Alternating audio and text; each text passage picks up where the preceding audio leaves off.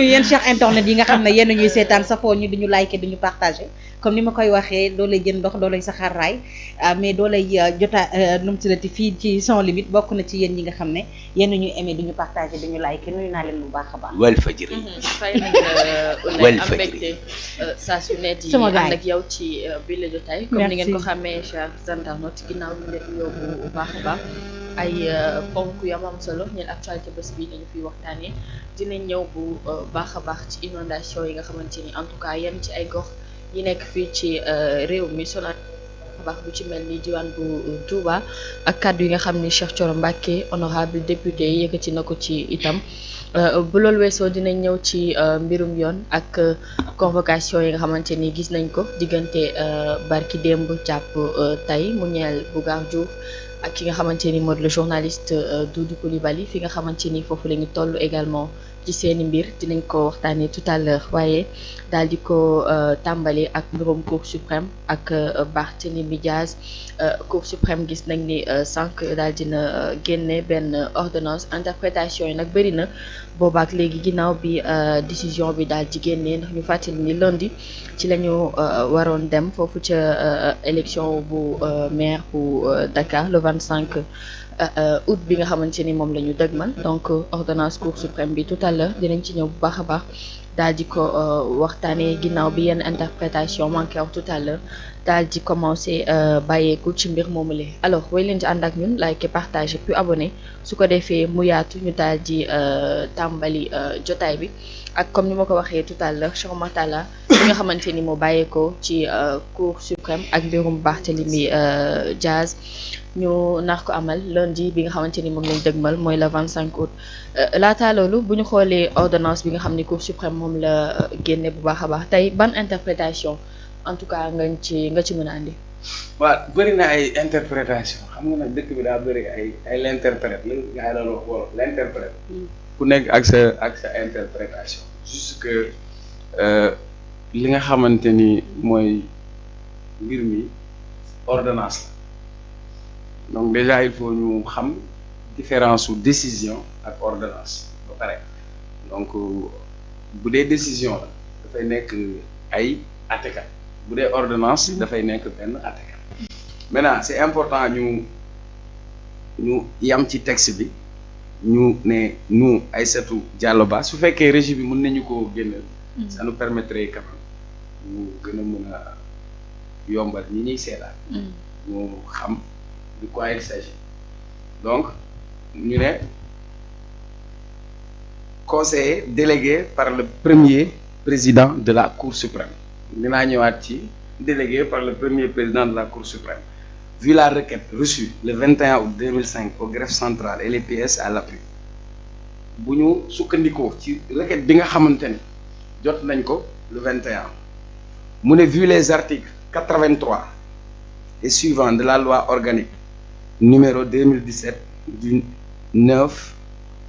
du 17 janvier 2017 sur la Cour suprême mooy la loi organique sur la Cour suprême mais cette même loi a été modifiée le 23 mai 2022 mu ne autorisons la signification à bref délai de la requête aux fins de suspension de l'exécution de la décision numéro 3925 PDDK-AP du 11 décembre du préfet du département de Dakar portant déclaration de démission de mandat de conseil municipal de la ville de Dakar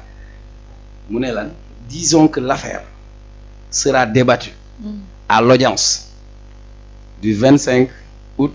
2025 à 9 heures. Disons qu'il nous en sera référé en cas de difficulté. J'ai demandé à la régie de projeter. Oui, dinañ ko illustrer tout à l'heure. waaw mais parce que illustration boobu daf may aider ñi ñuy seetaan boo nekkee si régie da ngay nant da nga war a gaaw donc fii boo seet dafa viser ñaari article article bi ñu viser mooy article 83 loi organique sur la Cour suprême bi wax lan moom laa lay wax nii article 83 bi mu wax mooy bi nga xamante ni mooy la loi organique 2017. Loi organique 2017 dafa ne article 83 il est institué un juge des référés en matière administrative. Il statue par des mesures qui présentent un caractère provisoire. Il n'est pas saisi du principal et se prononce dans les meilleurs délais et juge des référés le premier président de la Cour suprême ou le magistrat qu'il désigne à cet effet. Donc article 83 bu 2019 bi dafa ne dañuy instituer juge des référés en matière administrative parce que ça c'est une matière administrative. Oui. mu ne il statue par des mesures qui présentent un caractère provisoire. maanaam dafay statuer ci mesures yoo xam ni caractère bi dafa provisoire.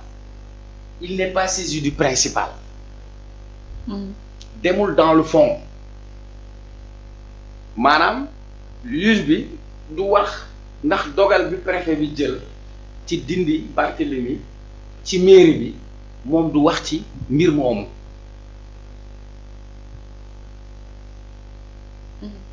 se prononce dans les meilleurs délais te dafa war a prononcer wu dans les meilleurs délais. ci lu mu gën a gaawee. lu mu gën a gaaw ils ont reçu le 21 dans les meilleurs délais. et juge des référés kan mooy kan la ñu ne le premier président de la Cour suprême wala magistrat bi mu tànn moo tax magistrat bi mu tànn moom nga gis foofu turam léegi boobooy bu 2017 maintenant bi ñu modifié loi organique bi ñu ko modifié ñu ngi koy wax ci texte bi. oui 2022 boobu la gën a leere te gën a yaatu. parce que boobu li ñu ci jublu mooy le caractère urgence bi mooy rapidité bi. moo tax foofu ñu ne article 83 il est institué un juge des référés en matière administrative. oui statue par des mesures qui présentent un caractère provisoire. Il n'est pas saisi du principal et se prononce dans les meilleurs délais. Et juge des référés, le premier président de la Cour suprême ou le magistrat qu'il désigne à cet effet. oui Le juge des référés est saisi par simple requête enregistrée au greffe de la Cour suprême. Ce que les avocats de Barth ont fait. Mu ne dans les cas qui requièrent célérité lan mooy célérité célérité mooy rapidité mu ne dans les cas qui requièrent célérité donc su fekkee cas yi nga xam ne dafa urgent oui dañ ko war a def ci nu mu gën a gaaw ñu ne le premier président ou le juge qu'il désigne peut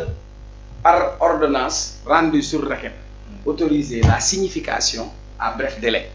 mooy autoriser na signification à bref délai et fixer la date à laquelle l'affaire sera débattue.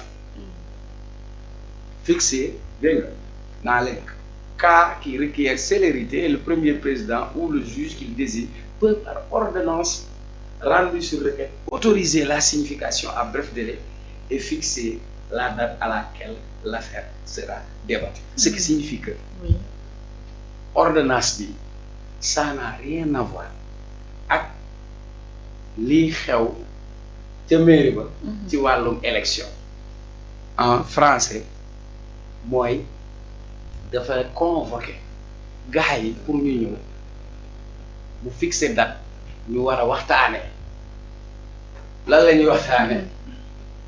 lii nga xamante ni mooy requête ñoom bi ñu def la requête est recevable la Cour suprême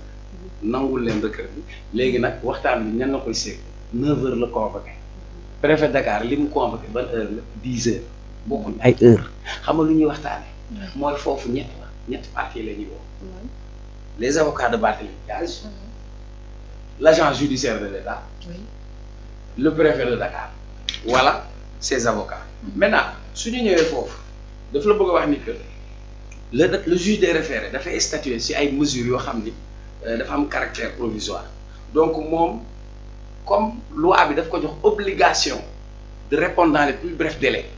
moo tax les plus brefs délais c'est 48 heures moo tax mu jàpp ko lundi kon coïncidence lundi rek la ko mën a jàpp ensuite loi bi ma la liiral mooy bu 2017 loi organique